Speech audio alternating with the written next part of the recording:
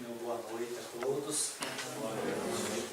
Que nossos amigos espirituais possam permanecer conosco nesta noite, envolvendo-nos em suas bênçãos, em sua harmonia, né?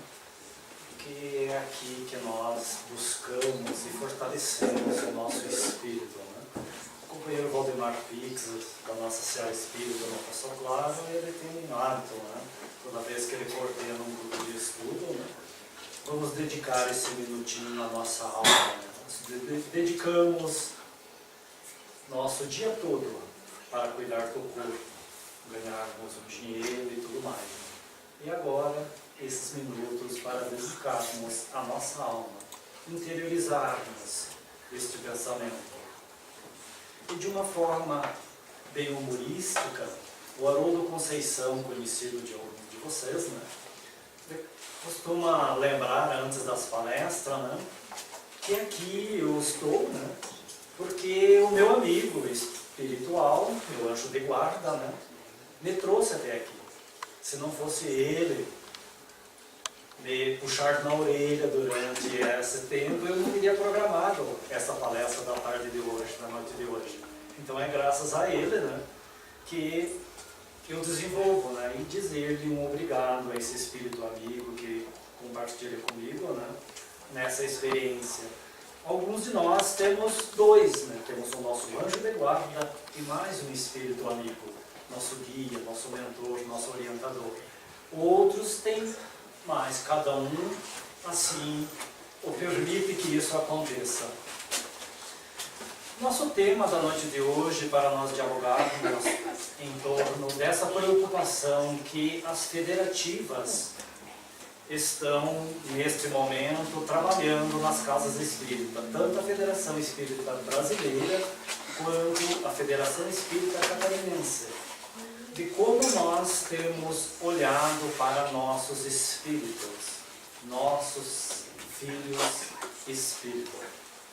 Nós temos ainda em nossa mente o hábito de que o nosso corpo tem um espírito, ou já estamos passando a pensar que o nosso espírito tem um corpo. Parece paradoxal. Não, o que isso tem de diferente? Quando você olha que nós somos um corpo, que o nosso corpo tem um espírito, você para numa única existência do berço ao túmulo.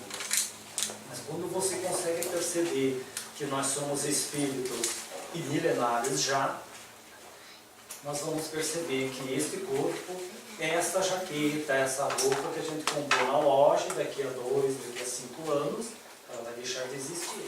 Vamos passar para frente, ela vai ser decomposta. E esse 70, 20, 80, 50 anos que nós estamos aqui, se torna parecido essas comparações. É a certeza de que um dia nós vamos descartar ele. Ele não é tão eterno quanto o espírito.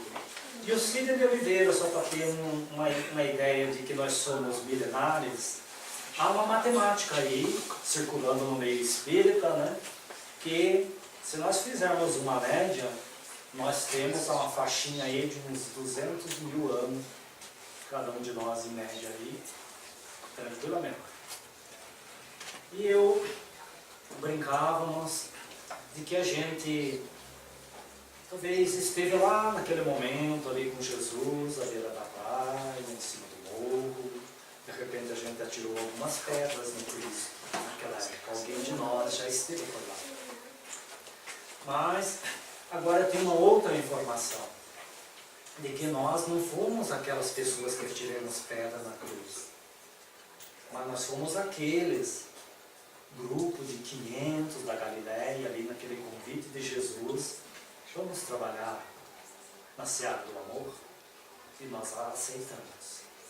E daí vem aquela outra pergunta: quanto nós já evoluímos, né, para estar aqui nesse corpício aí, mais sentindo dor do que felicidade, do que saúde plena, e tudo isso que a gente inspira. Poxa, como eu gostaria de ser um ator, uma atriz, que parece que ali é tudo perfeito, não tem problemas. E a gente é essa outra pessoa, né, que vem engatilhando, se arrastando nas nossas inquietações mentais, né? Porque esse compromisso a gente assumiu. E de vez em quando Jesus fala ao nosso ouvido, nos nossos sonhos, né? Nossas crianças nos fazem um convite à reflexão. Mas como pode uma criança ter percepções, ver espírito? É em torno disso, dessas crianças espírito, que nós descortinamos a nossa fala da noite de hoje. E essa revista nos traz uma reportagem que as crianças que falam com os espíritos. E a psicologia, a medicina, no entanto, tenta justificar esse fenômeno dando outros nomes.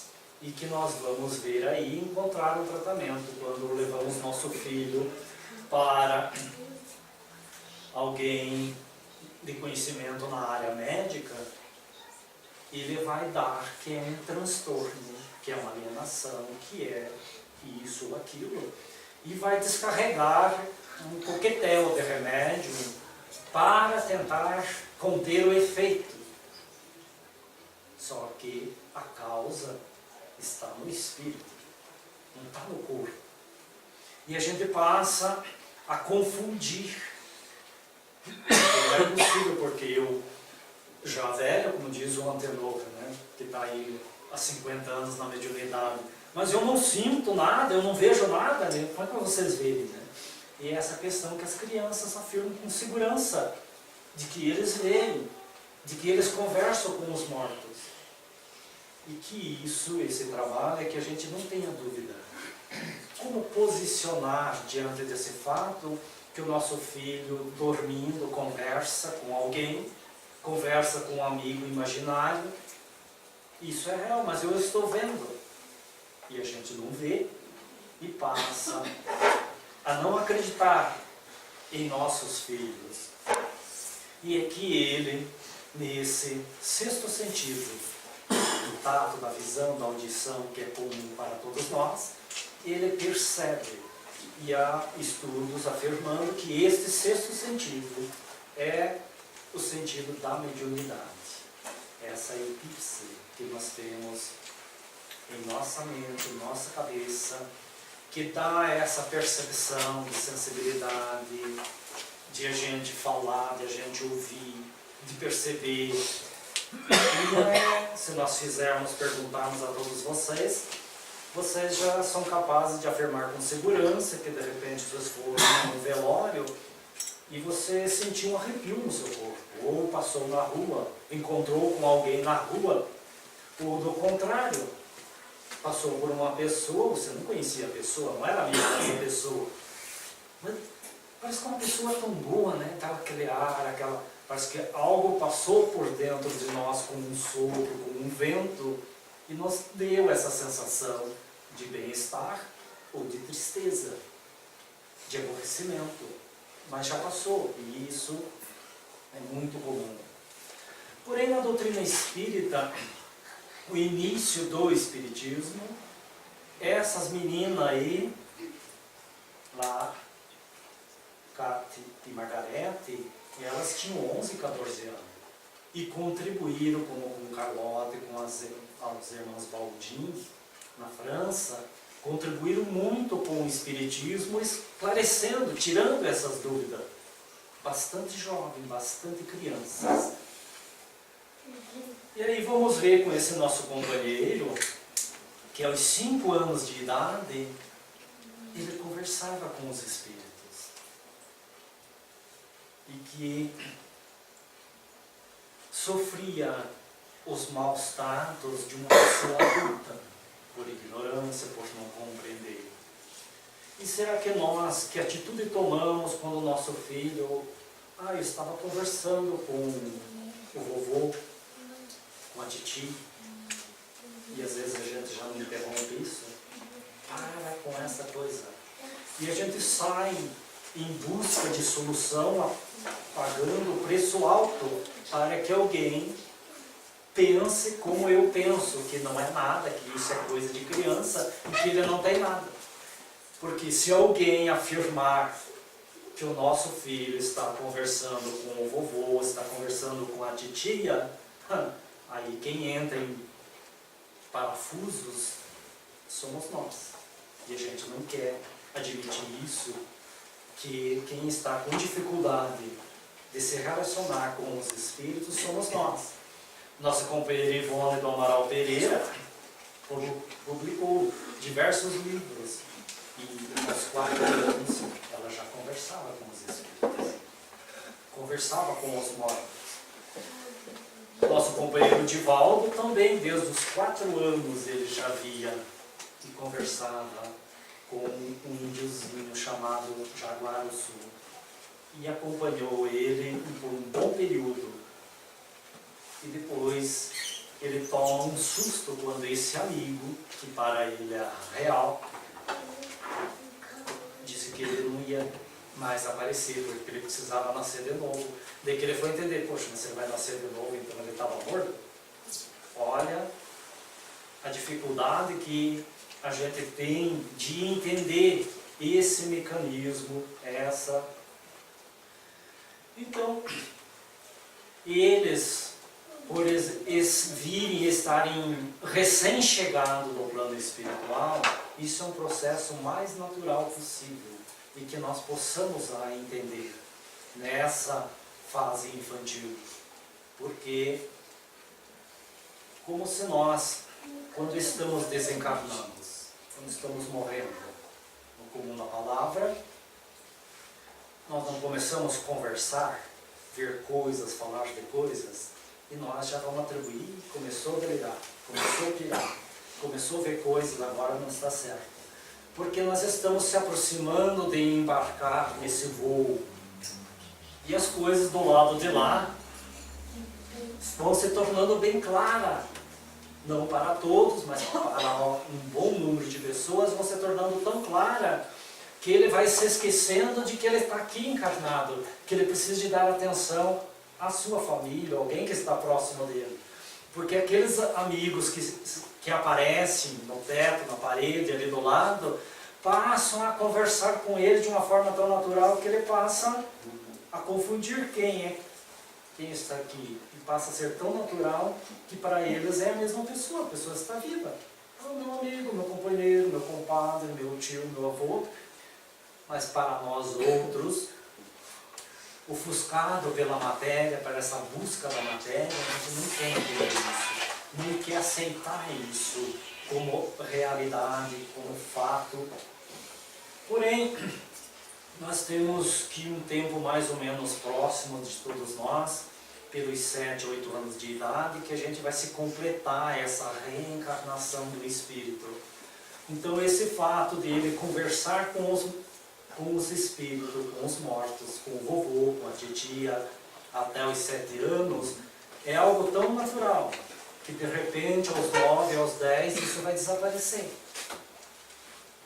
Então o que as federações estão trabalhando é que a gente não entre em parafuso, se preocupando de tal forma e associando as doenças físicas, doenças materiais, a algo que está totalmente separado e que não vai matar os nossos filhos, que por esse motivo eles não vão ser melhor ou pior e assim por diante. E agora essa questão, se haverá inconveniente de nós trabalharmos a mediunidade já em nossos filhos, em nossas crianças. E aqui em O Livro dos Médiuns há essa orientação, que certamente há um perigo muito grande de nós permitirmos que nossos filhos deem passividade como nós adultos. E uma das razões é muito simples, né? Eles não estão ainda preparados, maduros fisicamente e espiritualmente para trabalhar com essas questões. E daí eles podem sofrer muito por não poder separar o que é que está morto, o que é que está desencarnado e do que está desencarnado. E essa excitação que nós vamos fazendo e fazer com que as crianças o façam, vamos trazer um problema bem sério para o futuro. Uma casa espírita aqui do lado, eu tinha uma companheira com um menino de 8 anos, e ele memorizou a prece, a oração de gratidão que Divaldo Pereira Franco, no final das suas palestras, o faz, talvez você já o conhece, né? É um poema lindíssimo, longo, que eu não consigo memorizar, decorar ainda. Mas ele fazia com uma naturalidade fenomenal. E lá pela terceira vez, eu estando do lado, sentado ali, percebi que a mãe, talvez no meu ponto de vista, ela queria apresentar e como ela não podia fazer, encarregava o filho. E vai lá ver se não faz feio.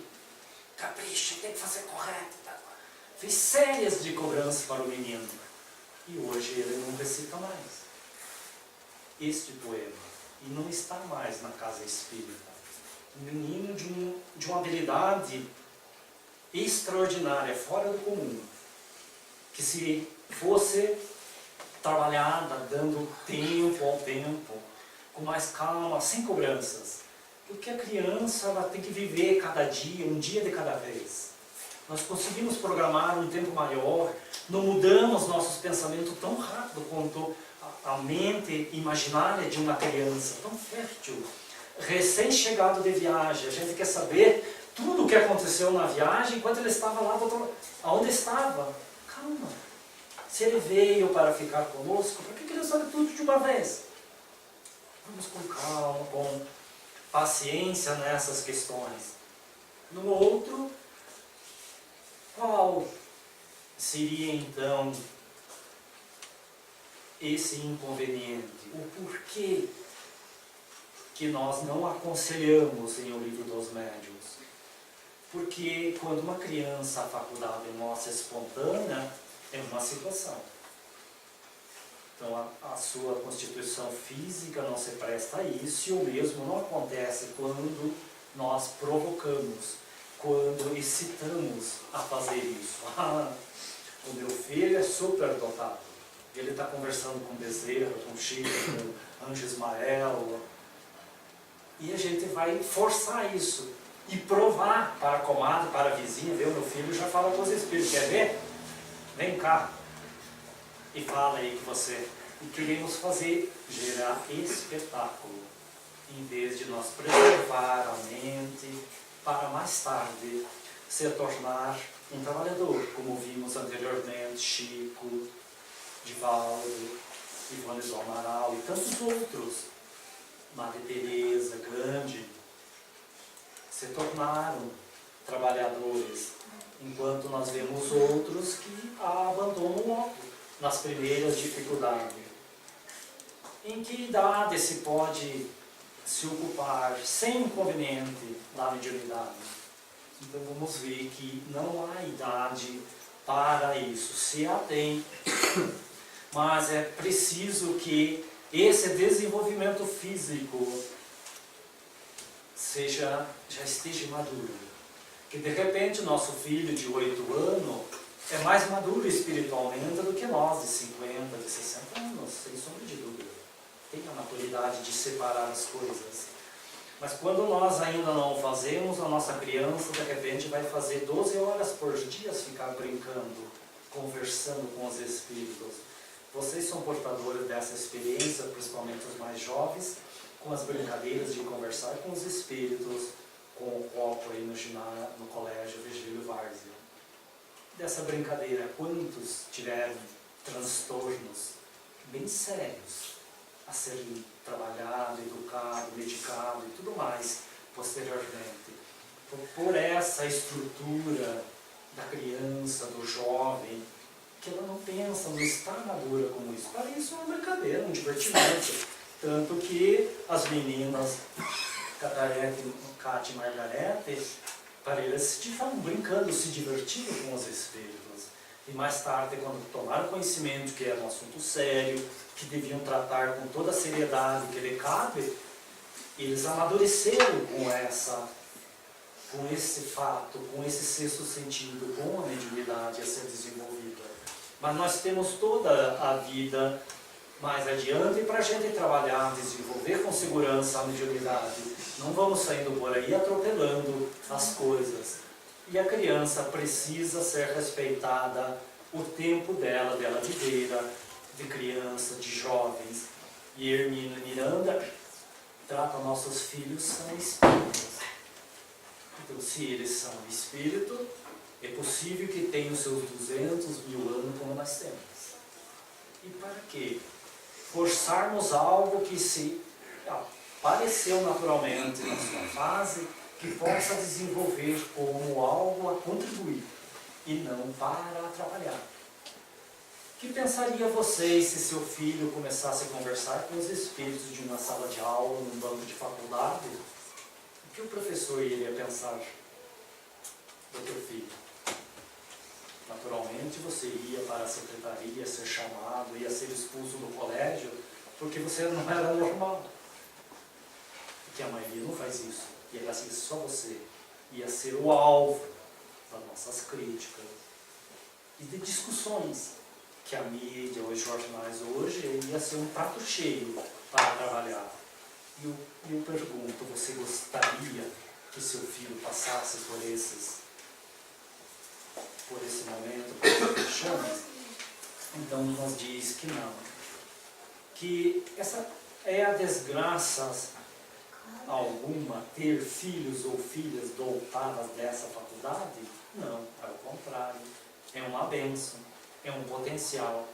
E quando nós amadurecemos que isso é dele, não é meu, não é do pai, não é da mãe, não é do tio, é dele próprio, que nós o acostumemos e amadurecemos pensando a respeito. Imaginemos, né, Maria, mãe de Jesus, Jesus falava com Deus diretamente.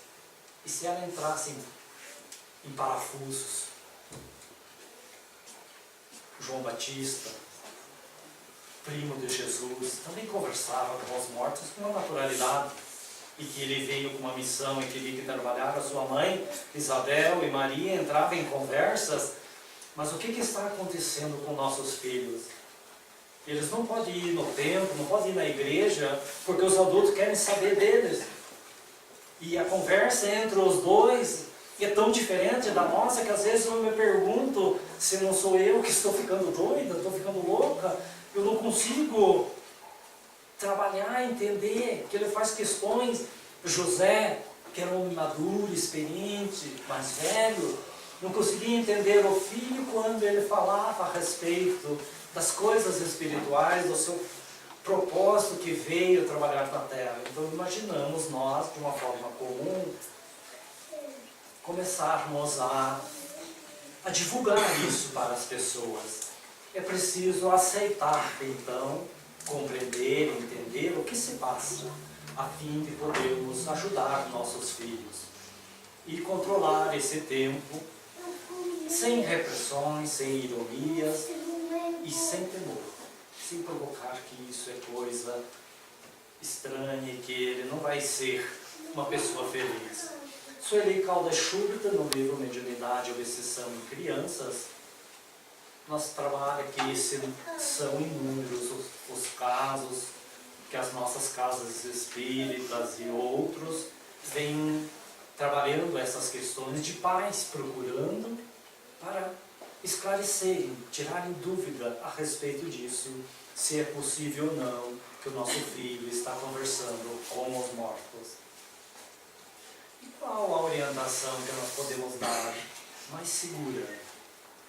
A orientação adotada nas casas espíritas, nas igrejas, enfim, através do que se referimos, que a criança possa viver a sua idade, na evangelização, na catequese, sem nós escandalizarmos nossos filhos diante dos outros. É uma pessoa normal, dotada de um sentido que nós não temos, mas é uma criança normal e que pais, mães, aqueles que estão próximos, possam ter segurança e confiança e fé de que nosso filho é uma pessoa normal e comum e levar-nos para a sociedade que ele embora dotado de uma faculdade especial.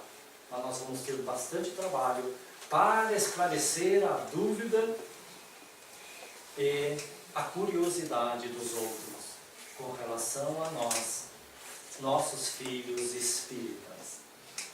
Como temos a informação de que aí está vindo um grupo de espírito para nos ajudar na melhoria da terra, na transformação, de repente, como Maria recebeu Jesus, nós poderemos também receber um Jesus de um outro planeta. Como vamos sair contar a 4 ventos aí? Jesus nasceu de novo na minha família. E, então, com o egoísmo que nós temos hoje, vamos encontrar dificuldade, sim.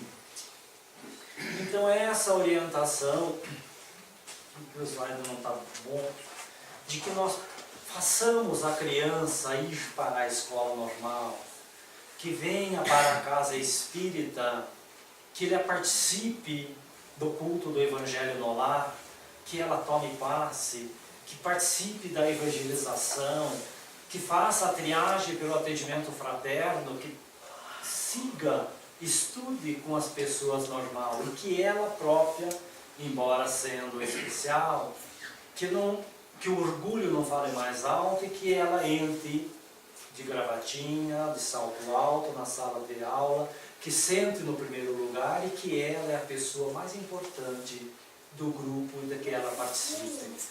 Ela precisa ser orientada, ela precisa estar madura, que ela, por ter essa faculdade, não é uma criança diferente, especial, e que deve se portar como nós adultos, quando trabalhamos a mediunidade, nós dizemos, poxa, eu sou médium, eu dou passividade e tal e tal. Ninguém precisa saber aí fora, aos 4 ventos, que a gente faz isso. Trabalho, você é uma pessoa normal, como tantas outras. E que não é o fato de você estar na direção, na presidência, ou zelando pela casa, colocando água ali na frente, que vai se tornar diferente, especial. Vai ter mérito no céu quando desencarnar. Muito pelo contrário.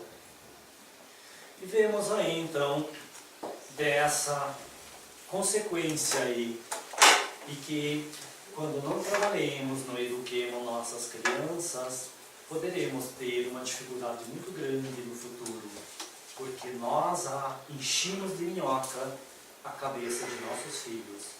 Com essa precipitação, mas ela é médium, ela está vendo espírito, e colocamos ela acima, num degrau de superioridade.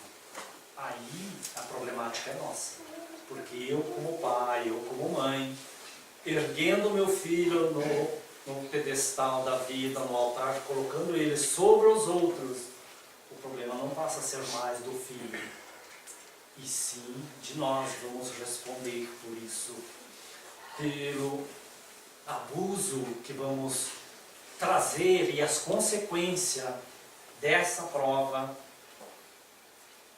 E vejamos um dado bem alarmante. Em 10 anos, o suicídio de crianças e pré-adolescentes cresceu aqui no Brasil, 40%. Isso é assustador.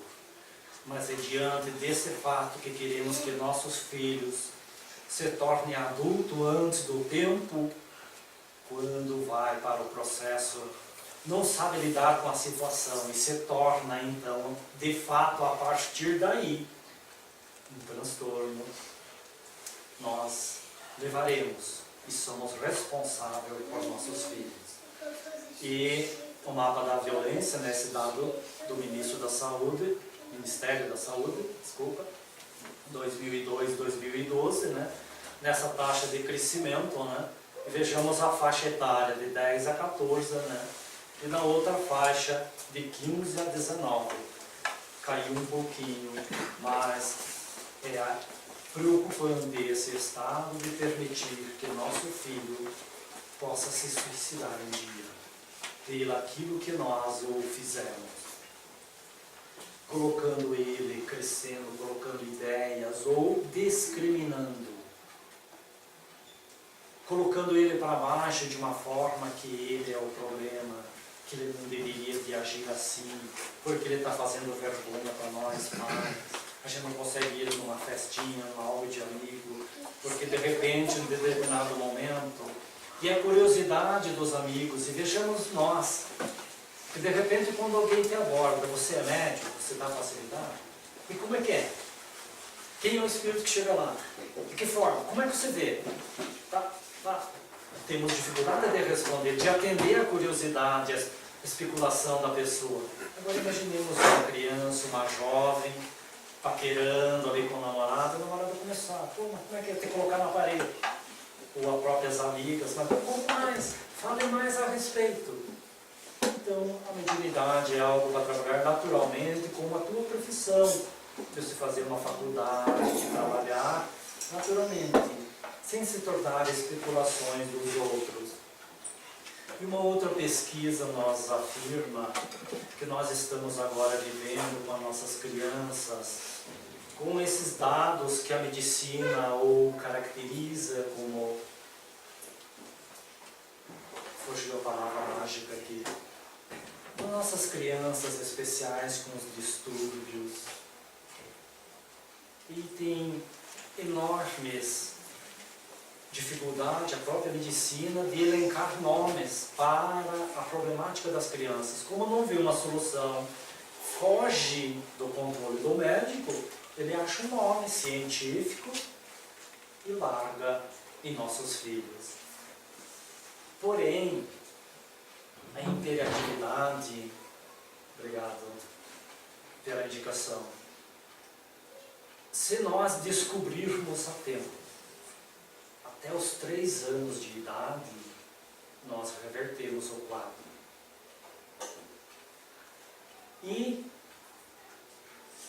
pasme, 60% dos casos de hiperatividade está relacionado à nossa alimentação. O padre Humberto, aí, conhecido de todos nós, né? Era seguido ele comentar isso. Nosso cachorrinho tem ração balanceada, água filtrada, tem banho, tem médico, e nossos filhos, refrigerante, chips, quando ficar doente eu vou ao médico, e uma série de outros fatores. Então, de repente, nós, com o nosso filho com uma dificuldade, com anemia, que ele não consegue dormir direito e tal, não, mas isso é coisa dos espíritos. Ele tem mediunidade, temos que levar no centro espírita e desenvolver essa mediunidade. E não queremos ser cobrados pela medicina, por nós adultos, de que a sua criança precisa realmente de uma vitamina, em vez dos chips, de uma vitamina. Em vez de ele comer isso, que ele coma uma verdura, um legume, uma série de outros fatores.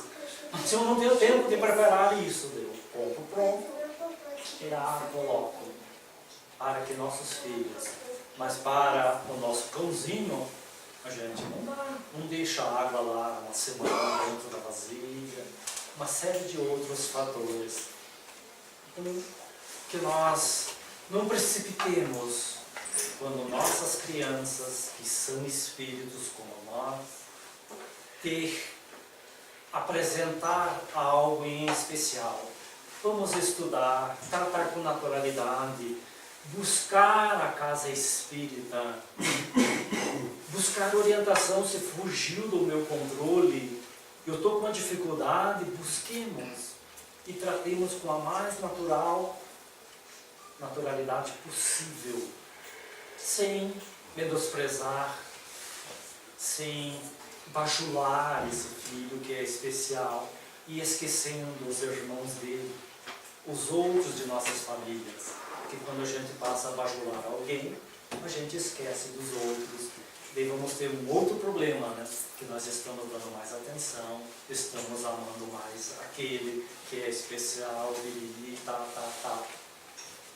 Porque então, de quem é essa dificuldade? Não tenha o culpado, Porque ele, sendo um espírito milenar como nós, desenvolveu esse dom especial, desenvolveu o sexto sentido de fazer algo a mais, aproveitando mais a vida, ter a mente mais aberta, mais sensível do que nós. E por ele ter isso, nós vamos então a trabalhar no ditado comum os nossos filhos em seu crescimento, em suas fases da vida. Então, a doutrina espírita trabalha isso e que o suicídio, a maioria desses casos, é culpa de nós pais, de nós mães, diante dessa ideia, porque nós temos que estar preparados e rapidamente conseguir perceber esse desequilíbrio, que o suicídio é o final de um fato. Antes dele acontecer, ele dá a característica, ele mostra para todos nós.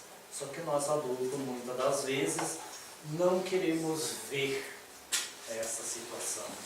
Então, que nós, buscando Jesus, buscando a casa espírita, o evangelho como terapia, como lúcida, como norte, vamos crescer com esses filhos especiais.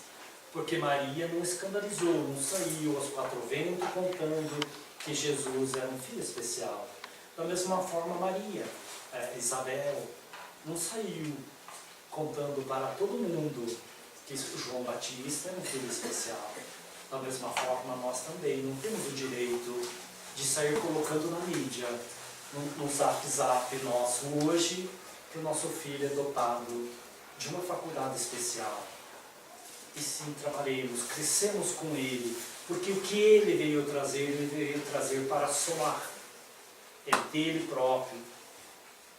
E nós não temos que ficar invejosos, ciumentos, e uma série de outros distúrbios que nós adultos criamos ao longo da vida. Vamos entender nossos filhos espíritas. Muita paz a todos e que Deus nos abençoe. Se alguma dessas dificuldades se apresentar em nossas vidas, tratemos com a mais natural possível.